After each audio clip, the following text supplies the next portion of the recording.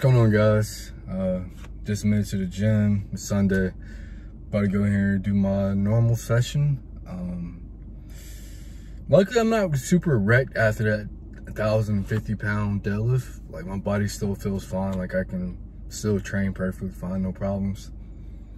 And the funny thing about that lift is I didn't even prep for it, which is fucking crazy. Like, I just kind of told my coaches, hey, I'm going to do this, and I did it. There was no prep involved, just go to the gym, lift some heavy ass shit. So, and that's I don't know, it leaves questions. Like, I didn't prep for it. I didn't. Like, I post all my training. Like, you guys see everything that I do in the gym. Like, I didn't prep for that. Like, I wasn't lifting heavy. Last time I lifted heavy was the 1,000-pound pull, which I did in Texas. But even that was after like 2 days of traveling and not really sleeping, not really properly eating right, and I still pulled 1,000. So I don't know where my ceiling is if I actually prep for something such as a big pull like this. Like, it was just kind of, like I said, it was just kind of out of the blue, and it was just kind of a spur of the moment type thing, and it moved. So hey, there's more weight to be moved in the future if we actually had a prep for something. But I'm overwhelmed with all like the support, and there's some trolls on YouTube. Yeah, don't bring negativity to my page. Like, I'm not a negative person. I don't say anything bad. I'm just positivity. It's like don't bring negativity here. Like, I will block you.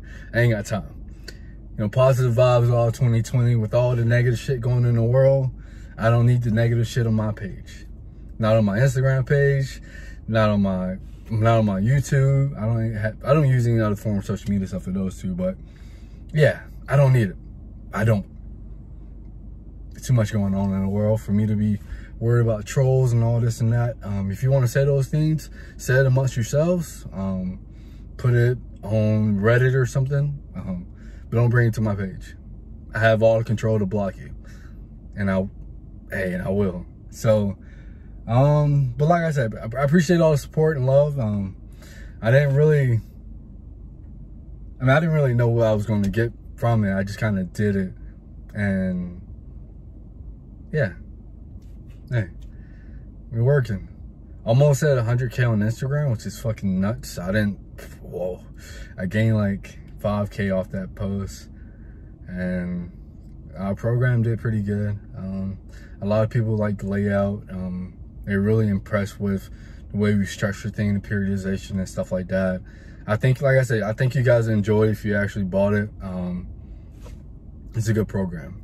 So, yeah. With all that being said, about to get in here, get my training session in. I have squats today. I have I believe a 5x4 with 620 to 630 pounds. Then I have some deadlifts. I don't know the weight yet. I believe it's still like a 3x6 or something, like a certain weight. I might just do conventional today, give my hips a break, and some accessories. So that'll be today's session. It's gonna be fun.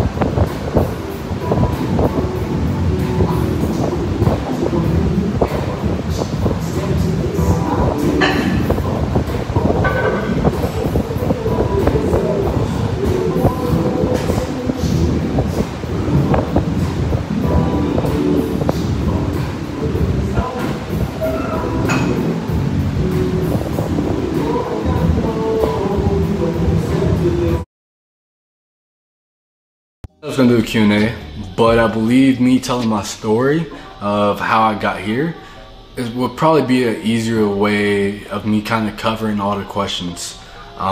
So I guess I'll start by like in high school, whatever. So I began lifting when I was like 12 or 13, whatever. My first year playing like real sports was in 8th grade. I played football, I ran track. I think I tried out for the basketball team, but I didn't make it.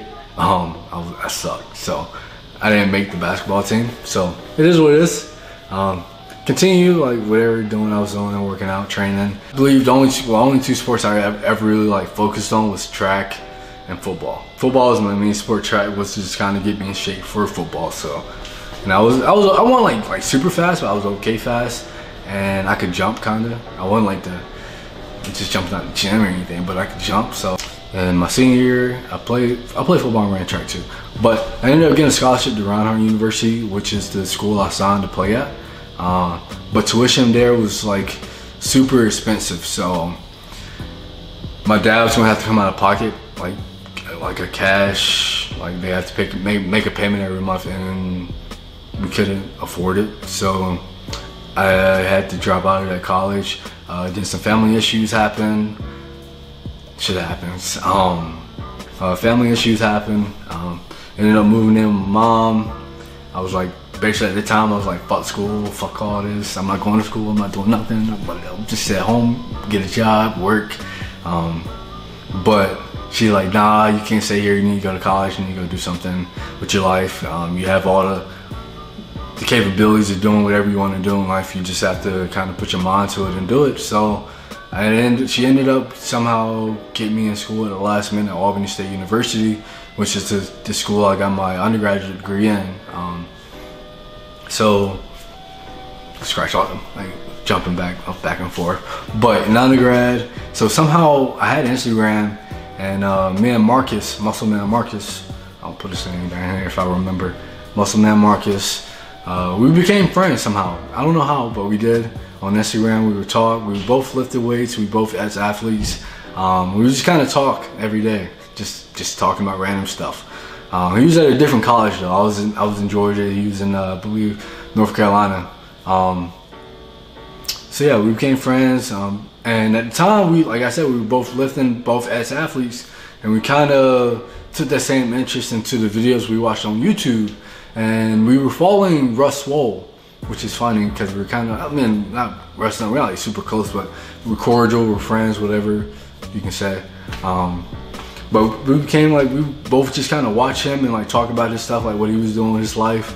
But it was kind of, I believe at the time, I think Russ did his first powerlifting meet, and Marcus followed suit. And he was like, yo, Jamal, you strong as hell. Like, you should go do a powerlifting meet. I'm like, nah, I think I want to be a bodybuilder. Kept on training like I wanted to be a bodybuilder. And you know, but my main thing about being a bodybuilder is I didn't want to lose weight. I love food. I really do love food. And I didn't want to lose weight. So I could never commit myself to being a bodybuilder. So time goes by, Marcus was like, hey man, you know, fuck what you're talking about. You need to do a powerlifting meet. You're strong as hell, do a meet. So he not really peer pressured me, and I was like, you know what? You're right. Let me do something. I signed up for a meet. I believe I was like 2 or 3 weeks out. Mind you, I just kind of been like training like a power builder, not really like focused on powerlifting movements, but I did squat, bench, and deadlift, but it wasn't like my main focus. So ended up signing for the meet, went there, did well. I believe my total was like 16-13. I had like a 556-pound squat, a 385-pound bench, and a 661-pound deadlift. That was my first meet ever, and I got a lot of like people telling me at the meet, like, hey man, you're really strong, like you should go do nationals. I'm like, what's the nationals? USAPL nationals, like that's where all the best people go and lift and do all this and that. I'm like, okay, cool, I guess I'll do it. And especially since it was in Atlanta, it was affordable. All I had to do was kind of drive a couple hours and I was at the meet. So I ended up signing up for that, got a coach, went and did the meet. I believe I got 5th in the open, the 105s, and I got second in the juniors. I lost in the juniors by like, I think like 7 pounds or something like that, or 11, one of those. So I'm like, I might be good at this sport. It might be something I want to commit to, you know, but I did it, and I kept on training. After that meet, I switched to, that's the meet, like that's like the time period I transitioned to sumo. I was still training conventional, but my sumo started matching my conventional, so I'm like, maybe I should like commit more to sumo. So I was training both during the week, but then my sumo surpassed my conventional, so that's when I just made the switch over, and I became a sumo deadlifter. I had hardships like anyone, but I had to kind of learn on my own on how to be in the best position to pull. I used to like reach out to people like a Kaler, Dan Green, I would DM on Instagram, but I would never get a reply back because it's like, I'm a nobody. Like, who wants to help me? Like, I'm just a random guy asking questions. So I never really got the help I wanted at the time. So for me, what I had to do was I had to go out and learn on my own. I had to read books. I had to watch videos. Like I watched Bryce from Calgary, Bryce Lewis, Ed Cohen video when he was at Super Training, a lot of Kaler's video, a whole list of people. And what else I did was I would use like Instagram. Sorry, my phone overheated, but not my phone, but my camera. So yeah, like I was saying, I ended up like I would go to people's Instagram, download like their deadlift videos and like use it for myself. And I would like take the videos, I would use like an app, like slow it down and like kind of figure out how like the things they were doing with their technique, and I would kind of go to the gym and use it for myself. If it worked, I kept doing it. If it didn't, I would go and watch another video and keep doing the process over and over. So I figure out my own deadlift, my own technique and whatnot. Over time, I kind of learned how to pull on my own, and I developed my own technique. And for you, people always ask me for advice. I would like for you to go out and kind of learn for yourself first, because like my way isn't the best way. It's only what works for me, but I mean, I know I can give you guys something that can help, but at the same time, it's like you have to learn how to learn for yourself. That way you have a better understanding of why you're doing what you're doing and how it applies to certain things. So, but I ended up doing an Arnold, went there, won. I believe my last pull was 777 pounds. I won whoops. I think I beat Ben Rice for first place. It was like one of those things where it's like when I realized like, hey, I'm really good at this sport. I just need to continue doing what I'm doing. I believe what I'm doing is right. So I ended up not really getting, I think I got invited, or I just registered for an APF meet. But it was a meet up in Canada where I wanted to break the junior IPF deadlift record for the ages 20 to 23.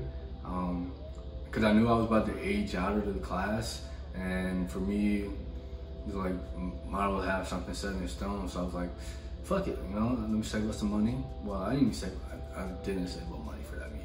I did a GoFundMe, and a lot of people donated, helped me get up there to break the record. I got up, did the meet. I went there to break the record, and that's what I did. And 2 weeks later, my coach, the guy who is my coach now, took it back from me. Like, he broke the record like 2 weeks later.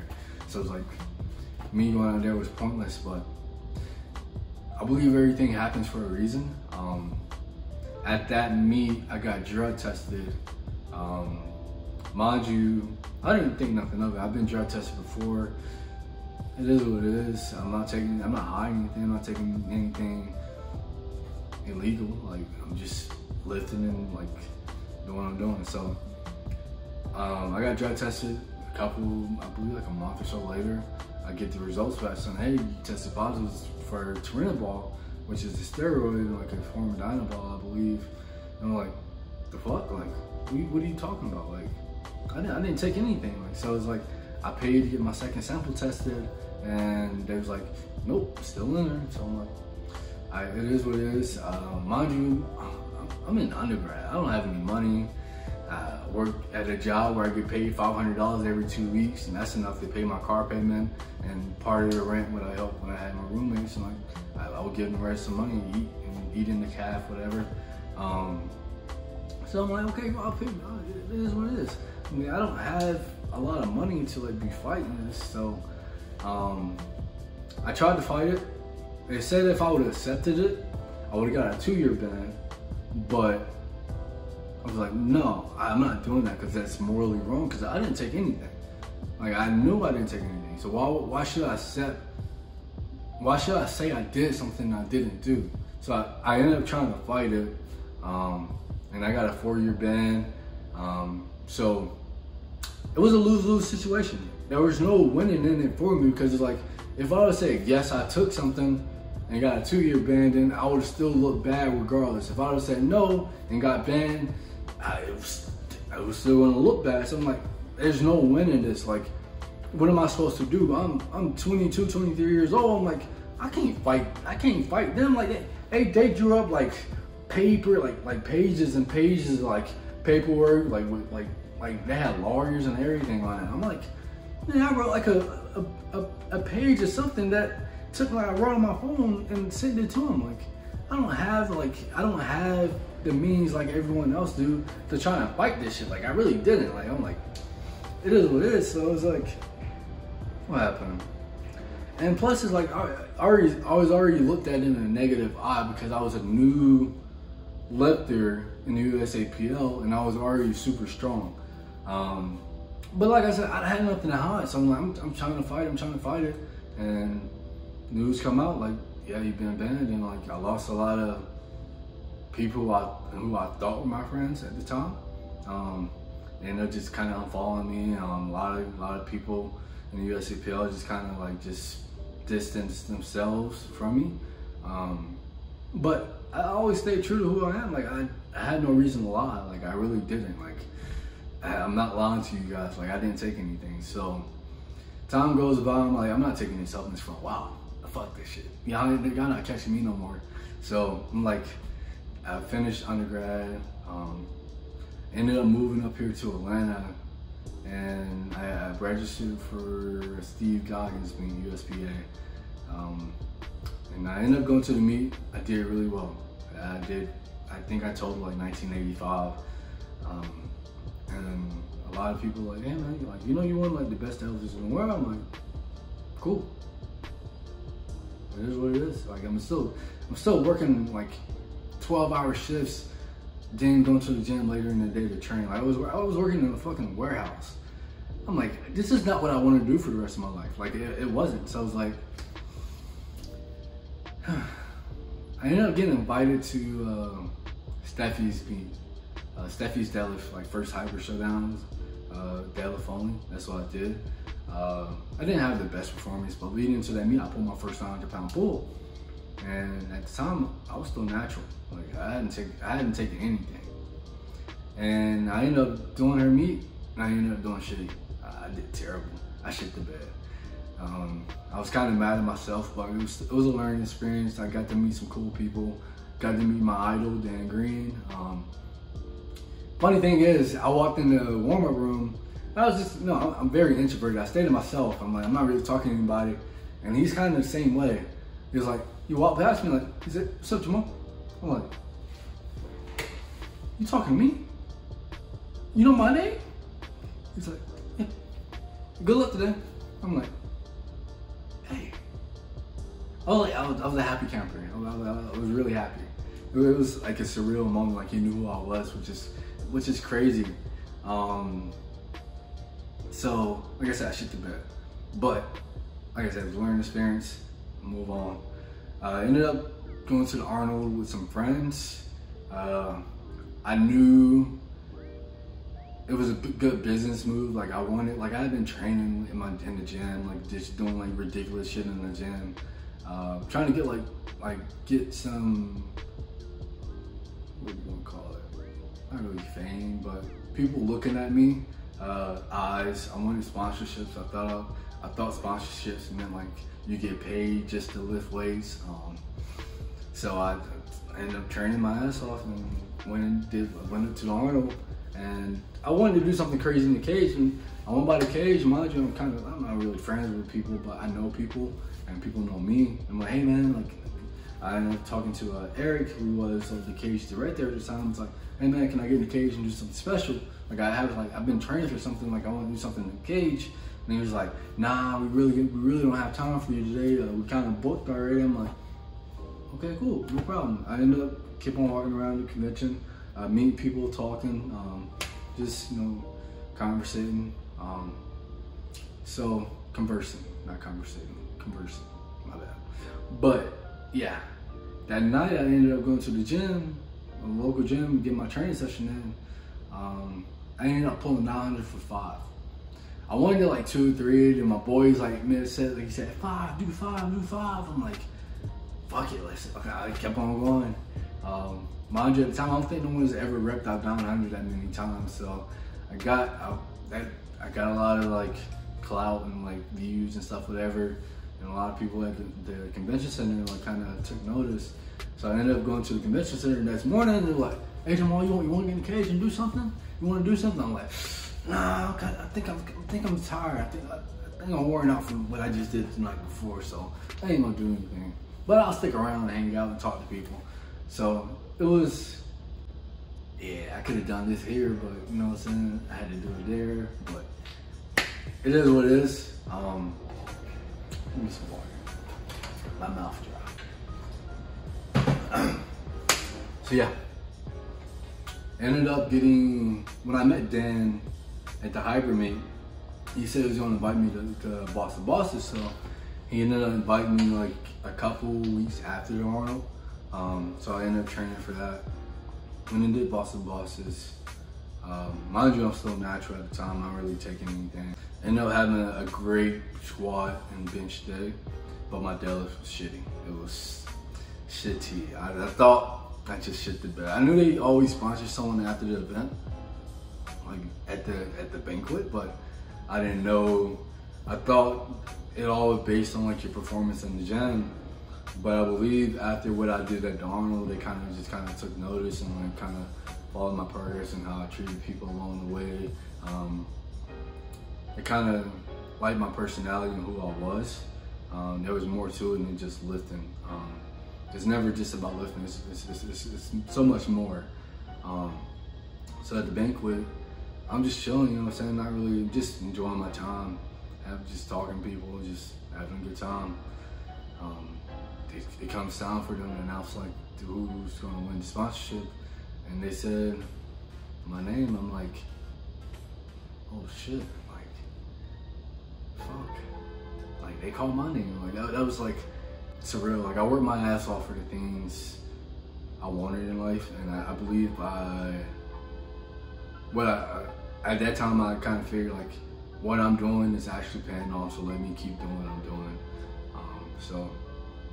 But like I said, after that fact, I got invited to do Steffi's meet, which was the Hyper Shutdown 2 in February of this year. That's when I had my God meet, whatever. But so, rewind it back. So after Boston Bosses, I knew I had to do something. I knew I had to change something about my approach to everything that I was doing, my training or whatever. So only thing I knew I had to do was even the playing field. And mind you, I'm competing non-tested. Everyone I'm competing against is on something or taking something, and I'm like, I'm not taking anything. Like, I'm right there, but I could be on top if I just had that extra push. So weighed the pros and cons, risk rewards, or whatever you want to call it.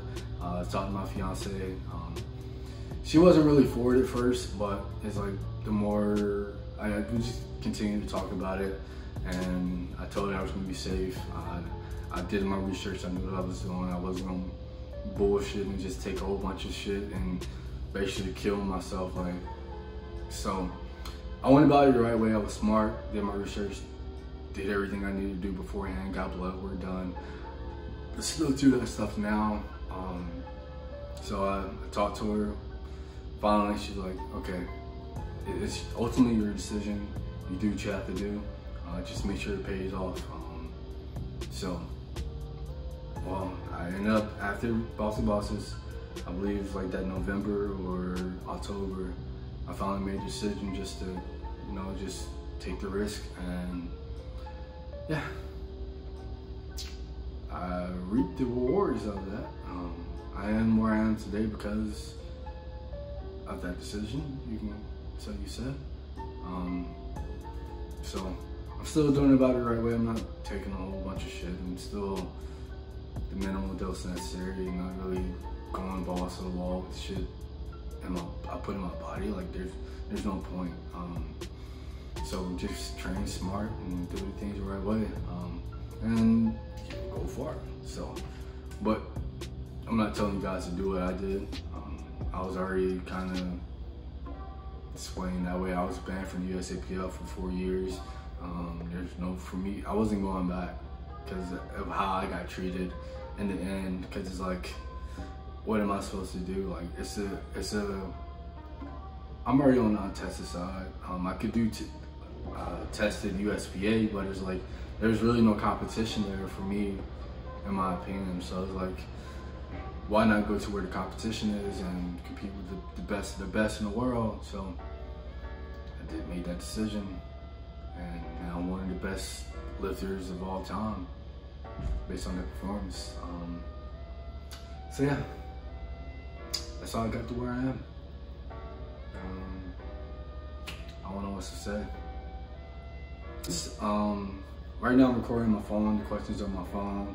My camera overheated, so I can't answer all those questions. I remember a couple. How tall am I? I'm 5'11", like 3/8 or something like that. I'm not short, I'm semi-tall. How much do I weigh? This morning I was 251 pounds. I already told you how I feel about giving tips on sumo deadlift. I don't mind helping you guys, but I would like for you guys to go out and learn on your own.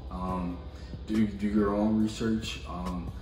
Try to figure it out before you come and ask me, because like I can give you my way, like I said, but you have to learn you need to learn for yourself. That way you can apply it to yourself without me. I don't know, it's hard to explain, but do research, learn different things, learn everything you can, and over time you'll figure out what works best for you, and you'll find your own technique. So yeah, and that's what anything, like if you're a newbie lifter, go and do your research, go and learn everything you can. There was a lot of questions. I think I covered majority of the questions, what people wanted to know. Oh yeah, one last question. Will I attempt the 501 or the 502 whatever deadlift in the future? I believe I can do it. I believe in myself. I think I can. If the incentives are right, then yeah, I'll do it. But right now, there's really no incentive for me to do it. All I do is get a pat on the back and good job, you did it. But then I get a whole bunch of trolls and yeah, it was sumo, it's bullshit, this shouldn't count. You only lifted away your foot and something, and there's just a lot of bullshit. But if I can find out a way to make it legitimate and get me labeled as the best deadlifter ever, if I did pull that, then yeah, of course, I'd go for it. But for right now, it's like, I'm just keep doing what I'm doing, because at the end of the day, I'm a powerlifter and I care about all 3 lifts. And that's what I'm gonna prioritize. I'm not really like chasing records, but like I said, if the money is right, I'll go for it. But if not, then there's no point for me right now. So yeah, and well, that's going to conclude this story time, whatever you want to call it. It wasn't really the Q&A like you guys, I thought I was going to do a Q&A. I'll probably do that another time. I think this is the best way of me kind of explaining myself and getting what I need for people to know about me out there. I'll do a Q&A in the future, probably like 2 months from now or something like that. When you guys, I don't know. I'll do it in the future. Just know I'll do it in the future. But that's going to conclude this video. That's not going to conclude this video. I'm going to go lift later. That's going to conclude this video. Feel free to reach out. Keep sending suggestions on what you guys want to see in the comment section, and I'll try to make those videos for you guys. So, peace.